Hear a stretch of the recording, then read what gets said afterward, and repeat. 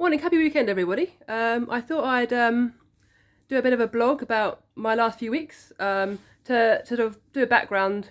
A couple of years ago, 3 years ago, I tried going vegetarian. I did it for about 3 months in the summertime, and by sort of month two, month three, my ears started going funny, my nails went funny, and it's interesting because there's a lot of hype about veganism and vegetarianism and all these things about the microbiome and how you need a massive variety of vegetables to feed your microbiome in the gut, and how the obviously bacteria were around way before we were, and we have evolved alongside them, and we have a symbiotic relationship with them. So it's important that we keep them happy, the bacteria wise, and so whatever we eat, and they feed on in the gut. And veganism and vegetarian tend to sort of talk about how bacteria can produce lots of different things, and including anti-inflammatory things as well, and you can prevent cardiovascular disease and prevent inflammation of the vessels, and sort of prevent heart and peripheral vascular disease. So there was me thinking, great, vegetarian veganism sounds fantastic. And it didn't suit me. It just didn't. I'm a good cook. In fact, I've got better. And going to sort of today, the current day, about three weeks ago, I had my first vaccine on February the 20th, and I then sort of something happened, and I decided to try again and go vegetarian. And obviously now I'm a better cook, and I've got an Instant Pot, and I cooked my chickpeas and my black beans from dried for much longer in my Instant Pot than I would have normally done, to keep them soft and easy to digest. I soaked my nuts. Brazil nuts are high in arsenic, so I soaked them anyway. In fact, I roasted them in my air fryer just to sort of make them easier to digest. Obviously, there's a lot of bad press about lectins. And I had cheese. I had different types of cheese. I had eggs. I had milk.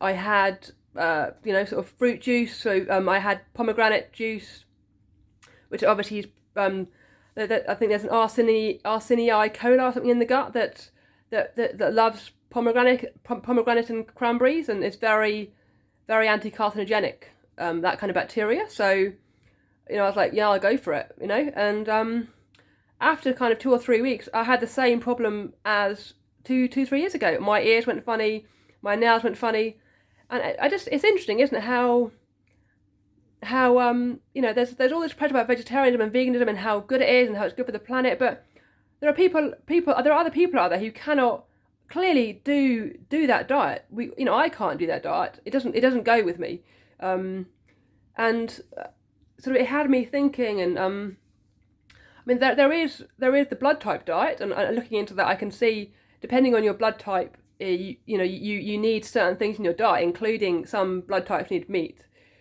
And I can I think it may be something missing in the vegetarian diet that your blood type needs, possibly. Maybe certainly certain proteins in a leaky gut can sort of seep into the bloodstream, and that's how you get allergies. So the gluten is a protein created from beta amyloid and amylopectin. So they're two different sort of amino acids in flour that obviously when you need it, you get the development of the gluten, so that that's the protein that arises, very elastic, and that can leak into the bloodstream via the gut wall, and the body can sometimes react to that. So sort of clearly the blood is sensitive to certain things, and so a blood type that would be an interesting concept. Which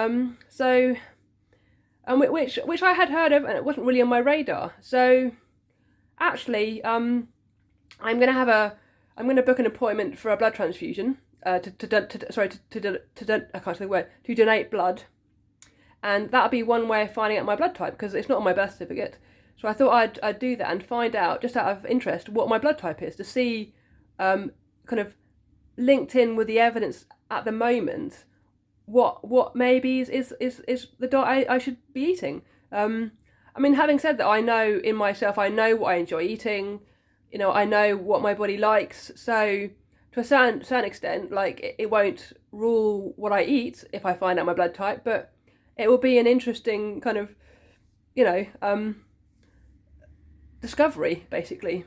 So yeah, but I just thought I would put this video out there on my channel because you know, there's so much plugging for vegetarian and veganism and how good it is, but not everybody, it's not appropriate for everybody, you know. So if you find you don't suit vegetarianism or veganism, then you know, honestly, you shouldn't worry. Like, you sort of, we're not all that way made up.